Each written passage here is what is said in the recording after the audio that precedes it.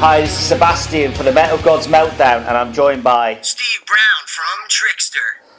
Cool, it's great to chat to you. Yeah, man, great to talk to you, Sebastian. Thanks for having me on. Human Era, it's been out a short while. What's the media and fans' reaction been like so far?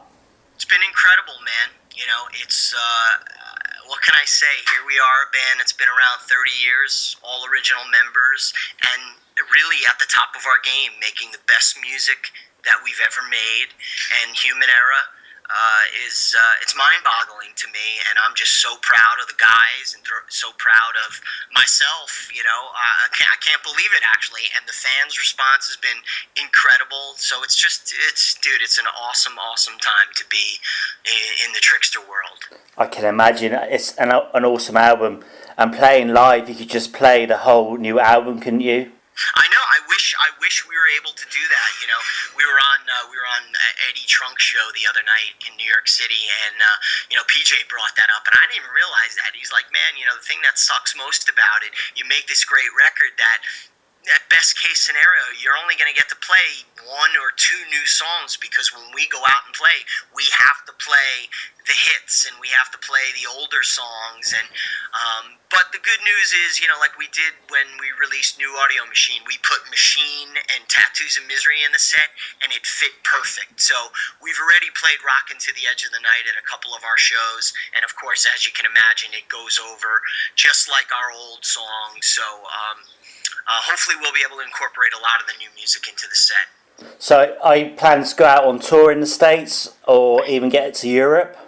We hope. I mean, you know, as you probably know, Trixter has never played a gig in Europe. I played my first time in Europe last year when I played Wembley with Def Leppard, but, you know, it's sad, but, you know, we just haven't been able, you know, it's expensive to go over there, so it's got to make sense for us. You know, we all have families, and we have to make a little bit of money to make it work for us. So, but the goal right now, we have about 15 to 20 dates booked here in the United States for this year, and we're just looking forward to getting out and supporting the album and, you know, doing what we love to do most, which is play live. I love Crash, that party. You guys are about the same age as me, right? Do you still rock and roll and party all night and day like you used to? Well, no, definitely not. But, you know, I still dream about it, and, you know, I like to watch movies that represent that. You know, and that song is kind of a mini movie, let's say. That is kind of, if you took the movie Boogie Nights and Wonderland and those great, you know, kind of kooky movies about Hollywood and California, you know, living in that time, sex, drugs, and rock and roll, high-speed living. That's what that song is about. I mean, the album is produced and bang up to date. It's a fun party, dancing on the tables, rocking down Sunset Strip kind of album. Would you agree with that statement? Oh, totally. Yeah, I would definitely say it's a classic melodic hard rock record, and that's all we've ever tried to do. You know, I think if you put it up there with something like Pyromania or Slippery When Wet, if you put it in your 5 CD changer or whatever at a party, I don't think anybody would bat an eye. I think it fits right in, and you know, most of all, it's everything that Trixter was and everything that we are now. You know, and I just really think, you know, the last 2 records, we finally got the sonic sound that I've always been hearing in my head. You know, being a producer and engineer, I'm able to get it to sound the way I've always envisioned it. I mean, for me, I just couldn't believe it when you reformed. It was just fantastic. What inspires and keeps you all together still? Because so many bands reform, don't they, without the original members? I think it's just, well, first and foremost, you know, we're family. You know, I've known, you know, these guys all my life, basically, and so we're not just a rock band. We're brothers, first and foremost, family. You know, I know more about these guys, and they know more about me than anybody on the planet. You know, I've spent more time with these guys and the things we've gone through, so that's what makes it so special. And honestly, we get along just as good, if not better, than we did, you know, when we were kids. So I mean, we still love hanging out with each other, and we still have a great time. And I think that translates into the music that we're making, and especially into our live show. Do you have any regrets about the early days in Trixter's career? And would you want to be starting out in a band in 2015? I can't say I have any real regrets. I mean, you know, every dream we ever had came true 100 times over. We never bargained for most of it. You know, all we were doing when we started the band was just having fun, and you know, and then as time went on, we got bigger and bigger in our local area in New Jersey, and it just was like an undeniable thing. The only regret, and I can't say it's really a regret, I just wish we came out maybe a year or two earlier. You know, I think that would have greatly changed our careers. But, you know, I can't complain. I'm the happiest guy in the world. So being a band in this day and age, oh my God, I couldn't even imagine. I see bands who form and try to, you know, break through. It's tough out there. But as I always tell people when they ask me for advice, I always say, play music, be in a band, play guitar, sing, not because you want to be a rock star, not because you want to be rich. Do it because you love it. That's why we started, and that's why we did it.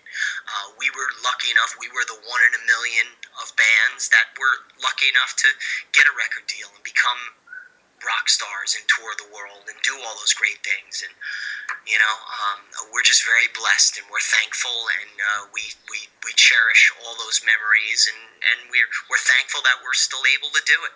Some idea then into what you do away from Trixter. I mean, you like you said, you played with Def Leppard. How was that for you? What sort of? That was you know, over the top. It was no pun intended, hysteria.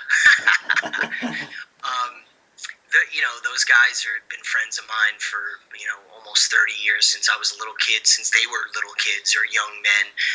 And they're, you know, they're like family to me. Phil Collin has always been one of my best friends in the music business and been a big supporter of all my bands outside of Trixter, whether it be Throwing a Rock, Soaked, 40-Foot Ringo, Stereo Fallout.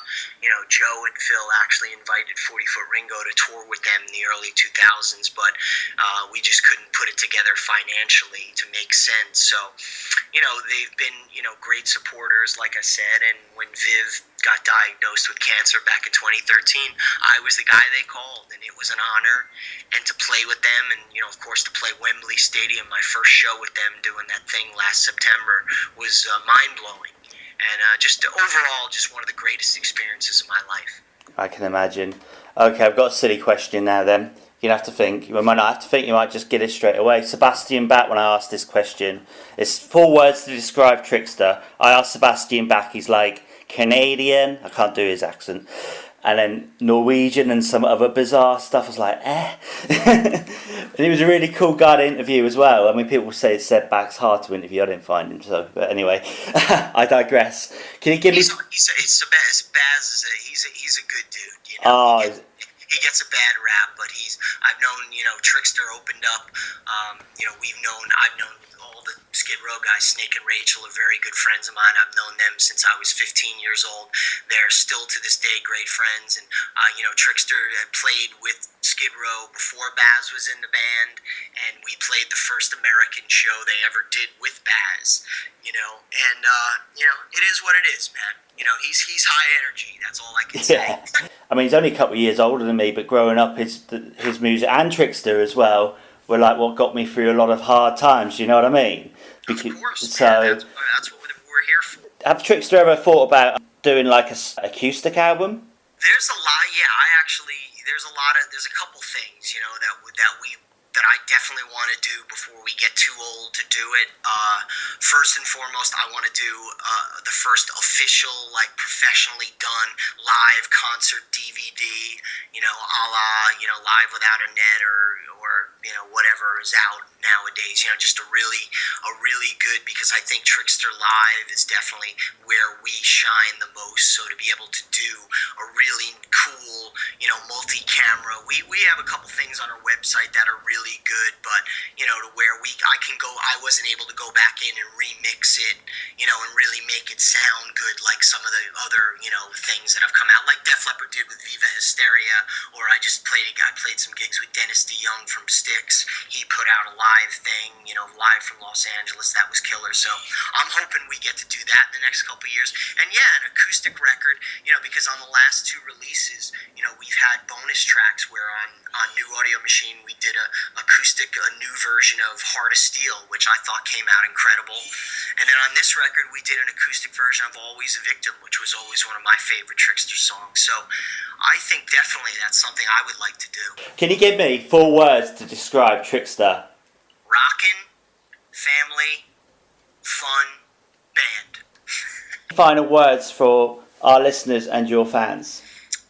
As always, thank you guys, and thank you, Sebastian, for all the years of support. And, all I'll say is just keep supporting original music. Keep buying the CDs, keep buying tickets, keep buying T-shirts. Support the band, support us, because this is all we do, and this is how we make a living. So, don't be afraid to buy not only 1 copy of Human Era, but buy 5 copies, because it'll make you feel better, and give them out to your friends, because it'll make their lives better as well. What's happening, melodic metalheads? This is Steve Brown from Trixter, and you are listening to the Metal Meltdown. Turn it up.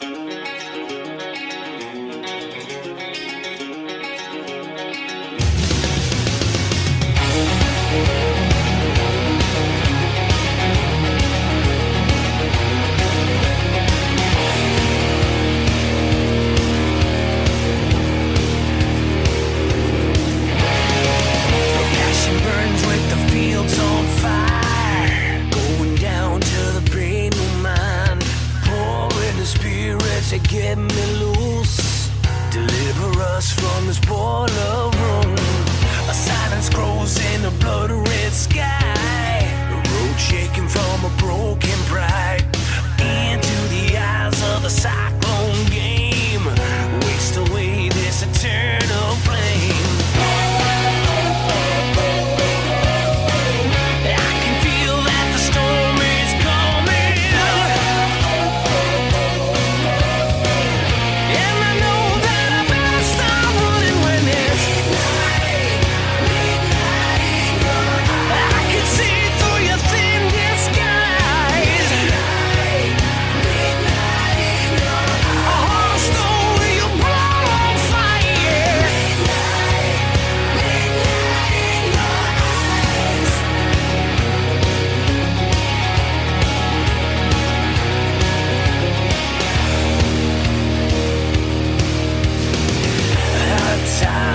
Dark seas, regrets all over me.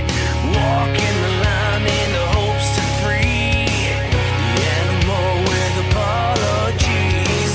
The lady looks not on my side. I feel I'm dancing with the devil's bride. You'll never let me live this down. So far from the days when I wore that crown.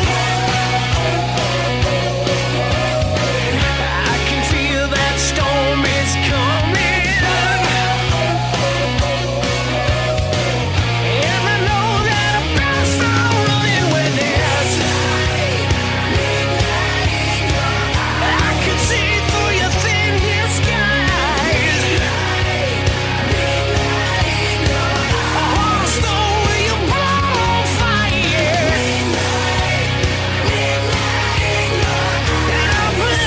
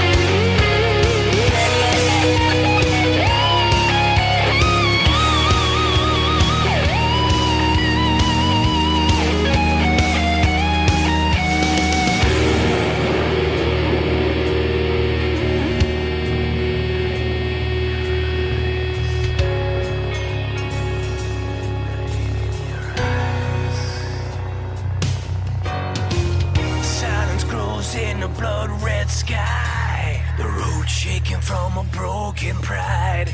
Into the eye of the cyclone game. Waste away this eternal